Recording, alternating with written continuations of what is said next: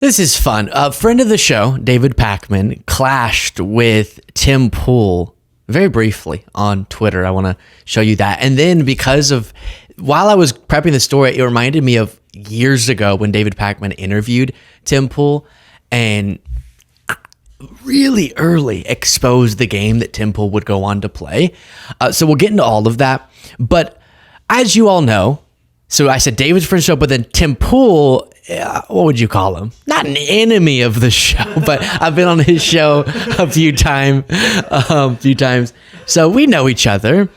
And he thought he was being real clever when he first attacked Brian Tyler Cohen, saying with screenshots of Brian Tyler Cohen's recent videos, Tim Pool, who's a MAGA commentator, he likes to pretend like he's not, which is a part of what we're going to get into, but he's a MAGA commentator.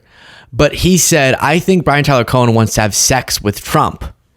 And then again, the photograph I'll describe for our podcast listeners is essentially what he's alluding to is a bunch of Brian Tyler Cohen's recent videos have Trump in the thumbnail.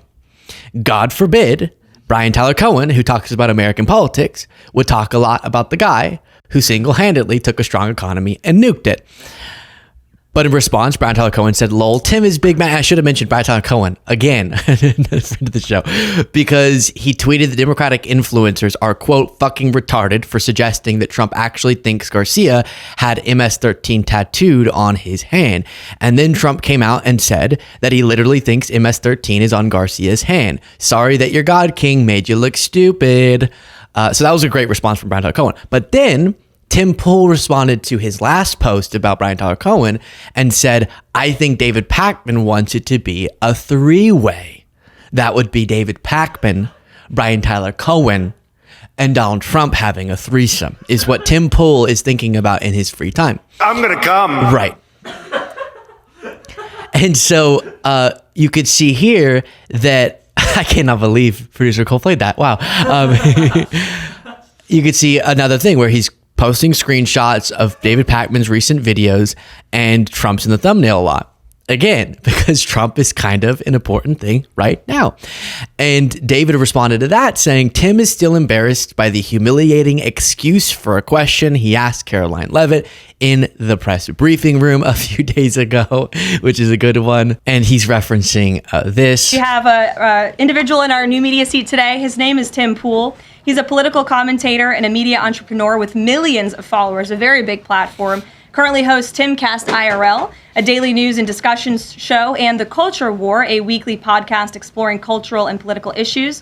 His programs feature in-depth conversations on topics such as free speech, censorship, identity politics, and societal change, often engaging with a diverse range of guests. He's in Washington today because we are also hosting a local media row across the street in the Eisenhower building, which is a testament to our commitment to bring new voices into the White House to cover the president and this administration. So, Tim, why don't you kick us off today?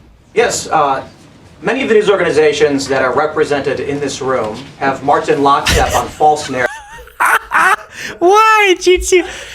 Everyone criticized Zelensky, and then he's wearing what can only be described as what? I don't know. What? What am I supposed to describe it as? Not a nice outfit? It's fine. Looks good.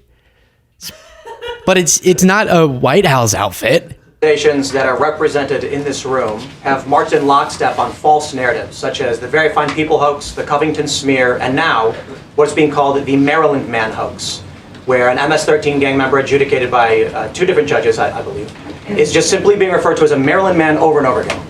Now, in an effort from the White House to expand access to new companies, you've created this new media seat.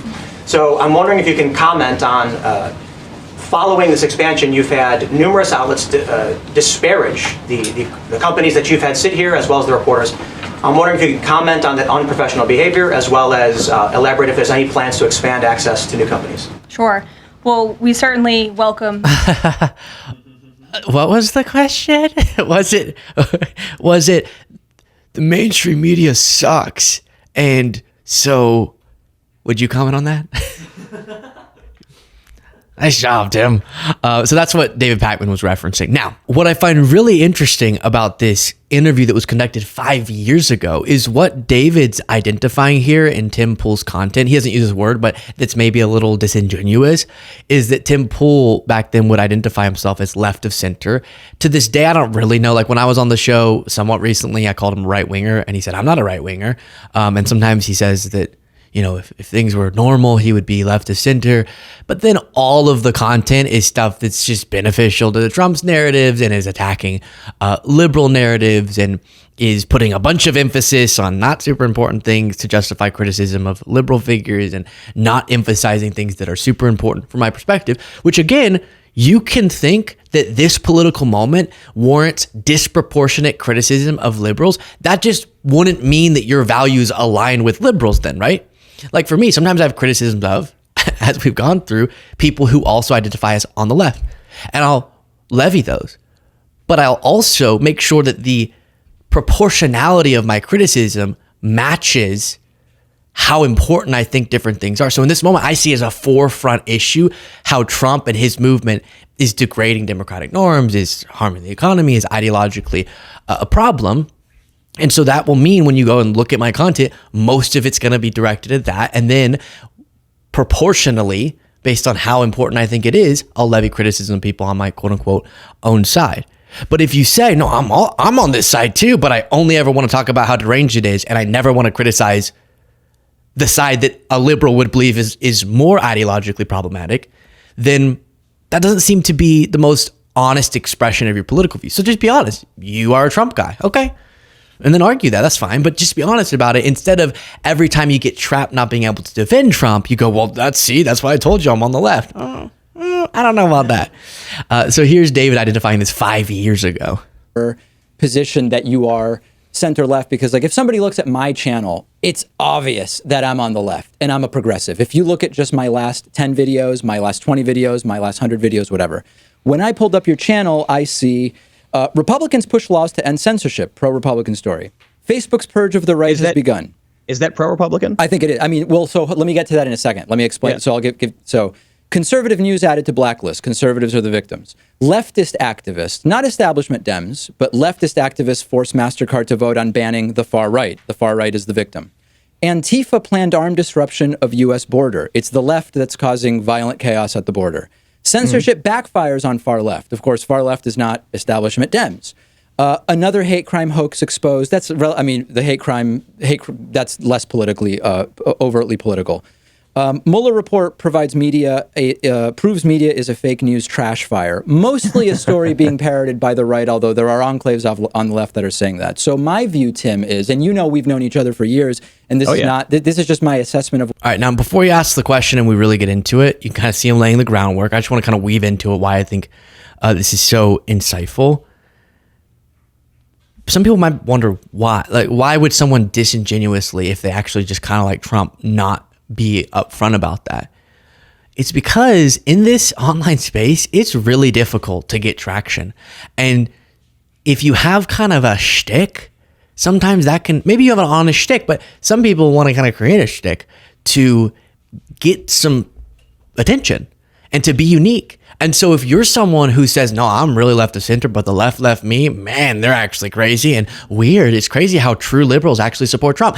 Now you occupy a really unique avenue, and a lot of people are going to want to interview you, and a lot of people are going to come on your show because, wow, even the left loves Trump, right? It gives you that shtick. It's the same thing that sometimes is honestly done and sometimes disingenuously done by people of certain identity groups. So I'm a gay person, but all gay, the gay people are out of control, or I'm trans and the trans people are out of control. You see that as well. So that's the why behind the skepticism when it seems like people are misarticulating where they really stand, but their content tells a pretty clear story about where they land. We'll go forward. What's on your channel? That about 85% of your content is going after the left. And I totally get criticizing the left from the left. Like, I do that as well. But the overall selection is selection of stories that to me seems as painting the right in a good light or as the victims, and choosing to go after relatively insignificant enclaves of the left. Tell me I'm wrong.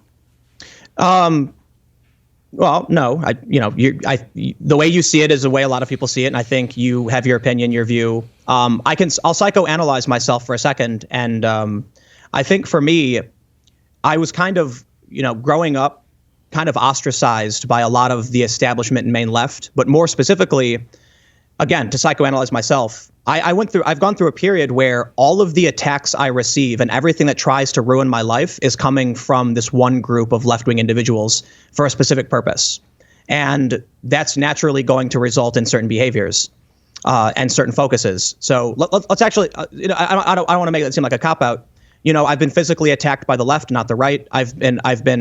People are right now taking a quote from Vox.com to make it seem like I am an anti-Semite so they can get me removed from my bank account and stuff. That's not coming from conservatives. It never has. That's fair. That's totally fair. But I guess what's important to me... I will go through these videos, though. I will. So forgive me. And I actually don't need you to do an accounting of each video. For me... And then I'll pick up there in a second here. If I haven't already said it, please do click the subscribe button if you appreciate this show and me being very upfront about where I stand on stuff. But then if you can imagine, it's not a crazy prospect. This is why I even warn all of you and tell you, please understand the incentives people are influenced by so that then you can, it's not that I'm saying you should be helplessly cynical about all the content you watch, but just be mindful. Corporate outlets are going to be maybe more hesitant to criticize corporations or criticize super wealthy people who might own their corporation, right? That's one incentive. The advertisers on a corporate networks, show maybe they're not going to want to be as critical of one of the companies that's advertising. Then for independent online content creators, what can happen is, let's say that he genuinely had an issue with the left and he was on the left, but then there was something that came up, which totally happens. It's happened on this show. Something comes up and someone on your quote unquote side, that's an oversimplification of a political spectrum, but okay, let's go there. On your side does something irrational and then you criticize them and the video goes super viral because the left wing guy criticized the left and you go, oh my gosh, I just made a bunch of money off of that. Oh, if I did more of those. This happened with the anti-vax stuff too. Left wingers would kind of have one sort of vaccine skeptical thing, and then it would do really well, and then they would get more and more and more anti-vax. So that happens, the audience capture, where you start realizing, oh, I could have a much more lucrative career if I just started pounding these videos as the left-wing guy who hates the left. And that can happen in any which direction with what content starts doing well for people and that warping. Maybe even they don't know it's happening, but warping their own political views. So be mindful of it. What things that you're watching are being influenced by the platforms that people are on, where they're just making a living or chasing money or anything else? Me, it's more, if I look at your channel and 85% is criticisms that are what I would consider relatively niche in terms of their existence on the left. It doesn't strike me as someone whose priorities are center left to say, here's what I think 85% of my channel should be. But here's the thing. Yeah. Tulsi Gabbard denounced identity politics outright with Michael Tracy. She said straight up, it's divisive, it's bad for us. Okay. Identitarianism is one of the biggest things that I have a problem with due to my family history being, I know it's kind of a meme, but mixed. And this comes from... When we look at affirmative action... But Tim, isn't that identity politics? You're saying your view on this is informed... You're against identity politics as informed by your identity. Yeah, it is what it is. I'll put it this way. I am not permitted the left nor the right allow me an identity. So what that does is it kind of ostracizes me. And what I find recluse... not recluse, but what I find safe harbor, I guess, is the fact that the U.S. actually had protections against discrimination based on race in these things. So for me, someone who's experienced it from both directions, I'm apprehensive towards either direction. When I have the left telling me I'm a white male and the right telling me I'm a mudblood, like I'm not going to be happy. Fine, but Tim, so I have the left saying I'm not Jewish, I'm white, and I have white privilege, and I have the right saying I'm not white, I'm Jewish, and Jews are a race that is really bad, and we should be really. So the fact that but that doesn't make me all of a sudden say I'm going to do 85% of my videos and criticize the left. You know what I mean? Yeah, I'll stop it there, but that's another really important point, which is advice to content creators. You gotta get a system for how you consume criticism of yourself, because sometimes people can be radicalized by the radicals on their own side into abandoning their values. it doesn't matter if some deranged left winger said something really hurtful to me. I'm not going to then run away from all of the entire political framework that I think would serve America the best, right? All the policies I believe in. Why would I run away from the types of healthcare reform or economic policies that I believe data clearly proves will be the best options because someone on my side was really rude to me? And people do that. And I've seen it recently with other big figures where they start getting obsessed with their Twitter comments and then they're arguing with their own side about something that the grand scheme of liberal supporters or voters are just not at all focused on, but 0.1% of them are. And so then they're screaming about it all the time. And then they get into this feedback loop where they're just screaming at a tiny sliver of their audience, making them believe that that's their movement. And then they'll abandon their whole movement because they think that some of the people on their side are representative of the entire movement.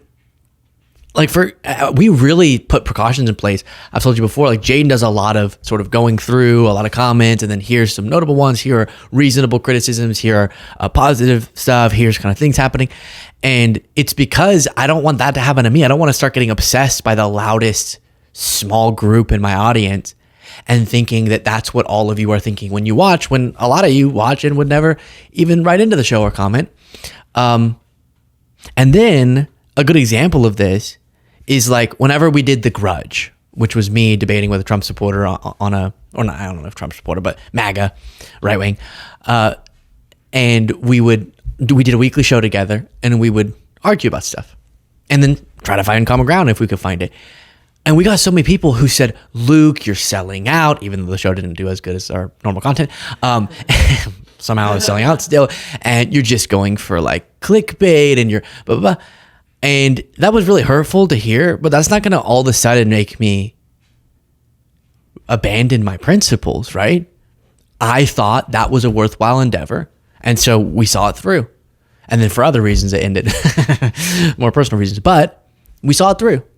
And I don't think a lot of people choose to do that. I think they let themselves be radicalized by the most radical portion of their audience. Not that I'm saying if you had an issue with the show, you're radical. But you get the point that I'm illustrating. You can garner criticism and stand by your principles at the same time.